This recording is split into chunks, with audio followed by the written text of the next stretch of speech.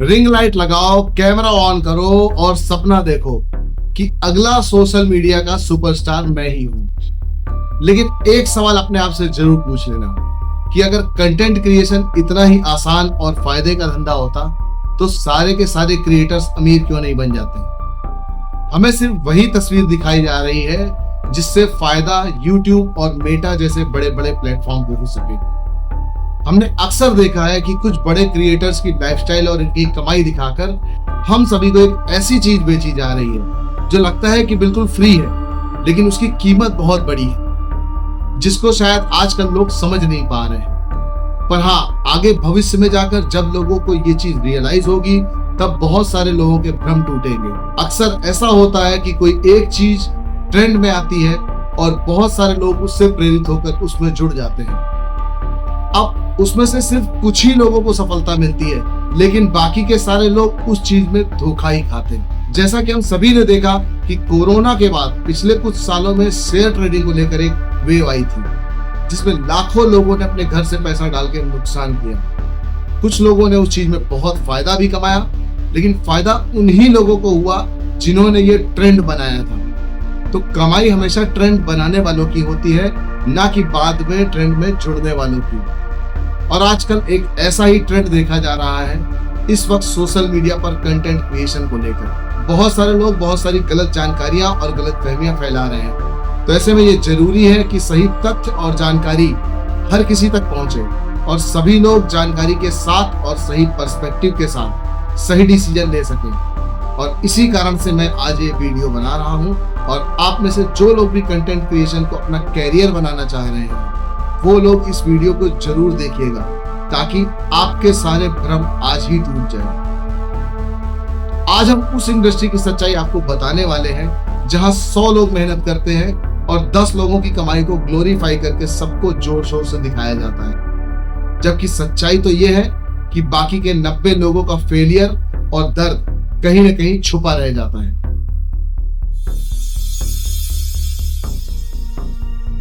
तो welcome to content creation reality show, जहां सपने तो आपको बड़े बड़े बेचे जा रहे हैं लेकिन उनका फायदा कोई और ही उठा रहा है। जहां एंट्री लेना तो एकदम फ्री है, पर सफलता पाने के लिए आपको अपना समय, अपना दिमाग और अपनी जिंदगी दांव पे लगानी पड़ रही है। तो हाँ, यहाँ पर एक ग्लिच भी है। ये सब करने के बाद आप किसी तरीके से सफल भी हो जाते हो तो आपकी सफलता ज्यादा देर तक नहीं टिकती। एक टॉप क्रिएटर का औसतन पीक टाइम 3 से 5 साल का होता है। बस इसमें आपकी पहचान तो बन जाती है, लेकिन एक समय के बाद बर्नआउट फेज स्टार्ट हो जाता है जिसके बारे में कोई बात नहीं करता है। इंस्टाग्राम खोलो तो बस यही दिखाई देता है कि हर कोई बोल रहा है जॉब छोड़ दो, कोई बोल रहा है पैशन फॉलो कर लो, कोई बोल रहा है 5 साल बाद पछताने से बेहतर है आज से ही वीडियो बनाना स्टार्ट करो। और आप ये सब देखकर सोचते होंगे कि बस एक YouTube चैनल बना लेता हूँ या फिर एक Instagram अकाउंट ही ओपन कर देता हूँ तो मेरी लाइफ कहीं ना कहीं सेट हो जाएगी। पर सच बात बताऊं तो लाइफ सिर्फ कुछ ही लोगों की सेट होती है, बाकी के 90% लोगों की लाइफ रीसेट हो जाती है। तो कंटेंट क्रिएशन के बारे में कुछ रियल फैक्ट्स जान लेते हैं अभी हम। भारत में तकरीबन इस वक्त 20 से 25 लाख लोग एक्टिव तौर पर डेली कंटेंट अपलोड कर रहे हैं। These are active digital creators. These are people who post regularly and who have more than 1,000 followers. चाहे वो रील्स हो, शॉर्ट्स हो, वीडियोस हो लॉन्ग फॉर्म के या फिर पॉडकास्ट हो, इसमें हर तरीके का कंटेंट आ गया। लेकिन इन 20-25 लाख लोगों में से सिर्फ 8% लोग, Only 8 to 10% of creators in India make meaningful money. Let that sink in. Out of 2 million active creators, only 2 to 2.5 lakh consistently earn. 8% लोग यानी सिर्फ 2 लाख लोग ही कुछ पैसे कमा पा रहे हैं और बाकी के 92% लोग अपने इस पीरियड को स्ट्रगल फेज बोलकर अपने डेली फेलियर को रोमांटिसाइज कर रहे हैं।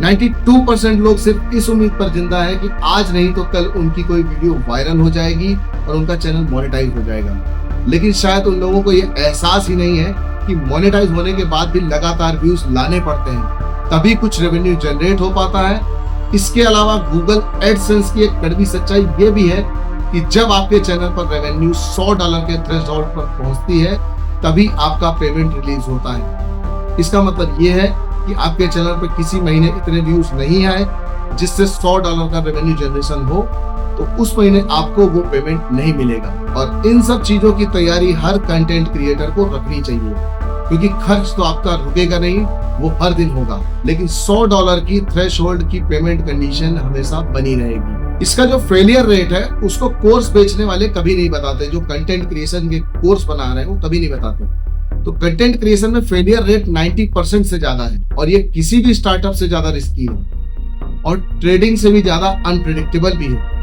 यहाँ नुकसान आपका एक दिन में नहीं होता, यहाँ नुकसान आपका होता है महीनों में, सालों में, चुपचाप। तो आप सोचते हो कि हमें तो बस कंसिस्टेंसी चाहिए, और कई लोग सोशल मीडिया पर कंसिस्टेंसी की भी बात करते रहते हैं, लेकिन सच तो यह है कि एल्गोरिदम हर किसी को जल्दी रीच नहीं देता है, वो ऑलरेडी पॉपुलर और नोन पर्सनालिटीज को ही रीच देता है, जबकि एक नया यूट्यूबर उतनी ही रीच पाने के लिए सालों तक स्ट्रगल करता है।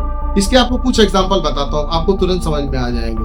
आपने देखा कि अभी फराह खान ने भी एक यूट्यूब चैनल चालू किया, अर्चना पूरन सिंह ने चालू किया, फिर हमारी जो भारती जो आती है कॉमेडियन, उन्होंने भी एक यूट्यूब चैनल चालू किया, लेकिन उनके यूट्यूब चैनल बहुत ही कम समय में बहुत ही ज्यादा पॉपुलर हो गए और बहुत ही ज्यादा उसको रीच मिली, बहुत ज्यादा व्यूज आने लग गए। अब यूट्यूब इसके पीछे एक तर्क देता है कि ये लोग तो पहले से ही नोन है, इसलिए लोग इनको देखना पसंद करते हैं। देखने की बात ऐसी है कि अगर आप किसी को भी रीच देकर दिखाओगे तो लोग उसको देखना पसंद करेंगे। आज मैं आपको ऐसे ऐसे कंटेंट यूट्यूब पर दिखा सकता हूँ जिसका कोई मतलब ही नहीं बनता। यहाँ तक कि आपने देखा होगा सौरभ जोशी जो एक ब्लॉग बनाते हैं, जो इस वक्त इंडिया के सबसे बड़े यूट्यूबर माने जाते हैं ब्लॉगिंग कैटेगरी में, वो जिस तरीके का कंटेंट बनाते हैं उस कंटेंट का पब्लिक से कोई रिलेशन ही नहीं है, कोई रेलेवेंस ही नहीं है, कोई वैल्यू ही नहीं है। वो अपनी डेली लाइफ बस दिखा रहा है एक छोटा सा लड़का, और उसको यूट्यूब इतनी रीच दे रहा है कि वीडियो डालते ही 1 घंटे में 1 मिलियन व्यूज आ जाते हैं। हर वीडियो पे उसके 5 से 10 मिलियन व्यूज आते हैं। ये उनकी कोई बुराई नहीं की जा रही है, लेकिन ये समझाया जा रहा है कि YouTube का यही कैरेक्टर है कि वो हर एक सेगमेंट से एक बंदे को उठाता है और उसको पॉपुलर कर देता है। जैसे कि उसको यंग जनरेशन को अट्रैक्ट करना था और अपने प्लेटफॉर्म पर लेकर आना था, तो सौरभ जोशी को पॉपुलर किया गया, और उसके बाद देखिए उसके पीछे पीछे कितनी सारी यंग जनरेशन आजकल वही सेम काम कर रही है और YouTube के लिए काम कर रही है, वो भी बिल्कुल फ्री में। YouTube उनको ₹1 नहीं देता जब तक वो अपना मोनेटाइज वाला क्राइटेरिया पूरा नहीं करते, और उसके बाद भी बहुत सारे टर्म्स एंड कंडीशन, बहुत सारी पॉलिसीज, बहुत सारी कम्युनिटी गाइडलाइंस को फॉलो करना पड़ता है। आप अगर इन सारी गाइडलाइंस को फॉलो नहीं करोगे, एक भी भूल चूक आपसे हो गई, 3 स्ट्राइक आई, तो आपकी सारी मेहनत पानी में चली जाएगी, आपका चैनल डिलीट, चैनल बैन। ये सारी चीजें इस जगह पर होती हैं। कंटेंट क्रिएशन की ये रियलिटी है कि YouTube और मेटा इस वक्त कंटेंट क्रिएशन के इस खेल को पूरी तरीके से कंट्रोल कर रही है। अपने हिसाब से ये लोग पॉलिसीज बनाते हैं, अपने हिसाब से लोगों को रीच देते हैं, किसको कब बढ़ाना है, कब घटाना है, किसको कितने व्यूज मिल रहे हैं, ये सब कुछ ये एल्गोरिदम के पीछे एक खेल चला रहे हैं। अब एल्गोरिदम ये इस तरीके, एल्गोरिदम भी इंसान ने ही बनाया, और उसको जो भी आप प्रॉम्प्ट दोगे, जिस भी तरीके की गाइडलाइंस बनाने को बोलोगे, वो बना देगा और वही चीजें वो दिखाएगा।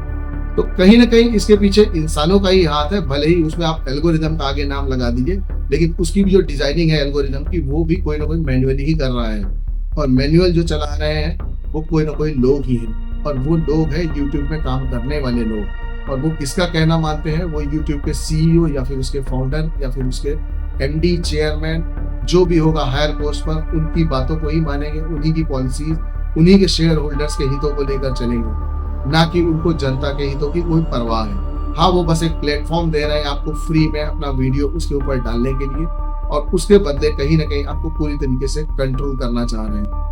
आपको मतलब व्यूअरशिप को भी कंट्रोल कर रहे हैं और क्रिएटरशिप को भी कंट्रोल कर रहे हैं। तो दोनों ही पॉइंट ऑफ व्यू से देखा जाए तो सिर्फ कंपनी ही यहाँ जीत रही है, वही असली विनर है। ना देखने वाला जीत रहा है, ना दिखाने वाला जीत रहा है, बल्कि उसके बीच में एक आदमी आता है जो बोलता है कि मैं आपकी चीज दूसरों को दिखाऊंगा, और वही चीज सेम सामने बोलता है कि मैं आपको बहुत अच्छी अच्छी चीज फ्री में दिखाऊंगा। तो ये दोनों चीजों को जो बीच में मिला रहा है वो है एक ब्रोकर। यानी आप समझते हैं ब्रोकर ही इस चीज को पूरी तरीके से चला रहे हैं, और ये ब्रोकर है आज के सोशल मीडिया के प्लेटफॉर्म्स। और क्रिएटर इनसे इतना ज्यादा नहीं कमाते जहां तक कि मैं जानता हूं, क्योंकि 8% लोग ही हैं इस क्रिएटर इकोनॉमी में इंडिया के अंदर 20 से 25 लाख लोगों के अंदर यानी कि 2 लाख लोग हो गए। अब 2 लाख लोगों को ये 50,000 से लेके 2.5 लाख रुपए तक on an average her monthly payment करते हैं ये सारे सोशल मीडिया प्लेटफॉर्म। लेकिन उसमें होता क्या है कि हर किसी को 2 लाख रुपए नहीं मिलते, किसी को 20,000 भी मिलते हैं तो किसी को 1 करोड़ भी मिलते हैं। तो ऑन एन एवरेज देखा जाए तो ये एवरेज ज्यादा से ज्यादा सिर्फ 50,000 रुपए का आता है। और अगर 50,000 रुपए ये सिर्फ 2 लाख लोगों में बांट रहे हैं तो आप समझ लीजिए कितना छोटा सा अमाउंट बनता है ये। और यही अगर आप कोई बिजनेस कर रहे हैं अपना खुद का, तो उसमें आपकी ग्रोथ एक्सपोनेंशियल हो सकती है और उसमें आपके नाम की एक ब्रांड आइडेंटिटी भी बनती है जो सालों साल तक आने वाली पीढ़ियों तक आपको काम आती है, ना कि ये क्रिएटर इकोनॉमी। क्योंकि जिस दिन भी ये कंपनियों का मूड बदला तो ये लोग कुछ भी उलटफेर कर सकती हैं। आपके हाथ में कोई कंट्रोल नहीं है इसमें। आप बस वीडियो बनाते हो, इनको फ्री का कंटेंट देते हो और ये लोग उस कंटेंट से रेवेन्यू जनरेशन करते हैं एड मार्केटिंग के थ्रू, और उसका भी एक बड़ा हिस्सा ये खुद लेकर जाते हैं। आपको 50% से भी कम हिस्सा मिलता है इसमें। तो आपको अब ये सोचना पड़ेगा कि क्या कंटेंट क्रिएशन में हमें रहना चाहिए या इस काम को आगे बढ़ाना चाहिए, और अगर बढ़ भी जाता है तो ये कब तक टिकेगा, ये एक बड़ा सवाल है। तो जो भी इस कंटेंट क्रिएशन के बिजनेस में आना चाहता है वो सबसे पहले खुद से सवाल पूछेगा कि वो आखिर अपनी लाइफ में चाहता क्या है करना। आपको हो सकता है कि एक पहचान मिल जाए, लेकिन उस पहचान का आप करोगे क्या, ये आपको सबसे पहले सोचना है। कि आप उस पहचान से कोई बड़ा बिजनेस बना सकते हो, या फिर उस पहचान से अपनी कोई आप आर्टिस्टिक अप्रोच सामने ला सकते हो, या फिर आपके मन की एक आपको वैलिडेशन चाहिए सोसाइटी से, वो आप ले सकते हो। ये सारी बहुत सारी चीजें हैं, बहुत सारे फैक्टर हैं। कंटेंट क्रिएशन में आने से पहले इन सारे फैक्टर को एक बार एनालाइज जरूर कर लेना, क्योंकि आपका जो इस वक्त रूटीन चल रहा होगा उसको छोड़कर आप ये काम स्टार्ट करना शुरू करोगे और फिर बाद में ऐसा ना हो कि 2 से 5 साल बाद आपको पछताना पड़े। अभी जो कंटेंट क्रिएटर बोल रहे हैं कि अभी शुरू कर दो वरना 5 साल बाद पछताओगे, वो कंटेंट क्रिएटर हो सकता है 5 साल बाद आपको कहीं दिखाई भी ना दे, क्योंकि वो लोग अपना पैसा कमा के, एसेट कमा के बैठ चुके होंगे और आप गलत जगह फंस चुके होंगे। तो मैं बोल रहा था कि यूट्यूबर नए जो होते हैं उनको जल्दी रीच नहीं मिलती, ये बात एकदम सच है। और अपनी अच्छी मार्केटिंग और पीआर के जरिए ये दोनों प्लेटफॉर्म अपनी रिलेवेंस को बनाए रखते हैं और कोशिश ये करते हैं कि एल्गोरिदम को इसी वजह से नया नया कंटेंट हर रोज फ्री में मिलता रहे। तो ये देखिए कैरियर नहीं है बल्कि मानसिक प्रेशर भी बन जाता है। हर दिन एक नया आइडिया लाना, हर दिन रिलेवेंट बने रहना, हर दिन फनी बने रहना, हर दिन कोई ना कोई ज्ञान देते रहना, हर दिन ट्रेंड को पकड़ना। एक समय के बाद ये सब हर रोज करना बहुत मुश्किल हो जाता है, क्योंकि यहाँ हर रोज कुछ ना कुछ नया करना आपके लिए जीने मरने का सवाल बन चुका है और हर रोज ये सब कर पाना लगभग असंभव है, किसी के भी नहीं होगा। और फिर भी व्यूज नहीं आए तो गलती किसकी होगी? आप। कंटेंट क्रिएशन सिर्फ काम नहीं है, ये मेंटल हेल्थ का साइलेंट किलर भी है, जिसके बारे में कोई खुलकर बात नहीं करता। अब बात कर लेते हैं क्रिएटर के पीक के बारे में। सिर्फ 3 से 5 साल का होता है। तो चलो मान लेते हैं कि आप बहुत सक्सेसफुल हो गए, मिलियंस में आपके सब्सक्राइबर भी हो गए, ब्रांड डील्स भी आपको मिल गई, एडसेंस से भी आपको अच्छा पैसा आने लगा। फिर भी एक बात लिख कर ले लो, एक क्रिएटर का पीक सिर्फ 3 से 5 साल का होता है। चाहे आप भुवन बाम को देख लो, आशीष चंचलानी को देख लो, अमित भड़ाना को देख लो, और उसके बाद आता है एक बर्नआउट फेज, क्रिएटिव ब्लॉक और रिलेवेंस होने का डर। और सबसे ज्यादा जो चुभने वाला कमेंट आता है वो ये होता है कि भाई अब पहले जैसा कंटेंट नहीं रहा, जैसे आप कोई इंसान नहीं हो, कोई खराब हो चुकी मशीन हो। अब मीडिया इंडस्ट्री में ये सब होना आम बात है।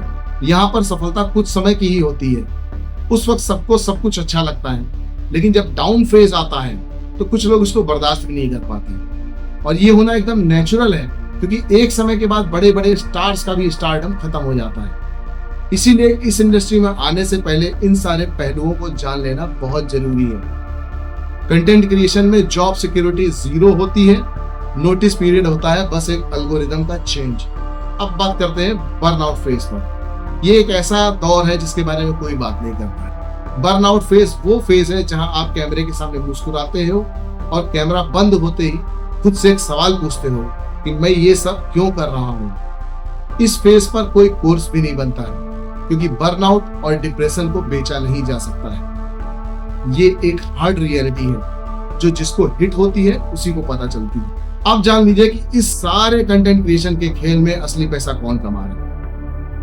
इंपॉर्टेंट सवाल ये है कि आखिर इन सब के बीच में खेल का असली विनर कौन है। तो इस खेल के असली विनर वो प्लेटफॉर्म है जिन्होंने इस कंटेंट क्रिएशन के खेल को बनाया और उसको कंट्रोल भी कर रहे हैं, यानी YouTube और मेटा।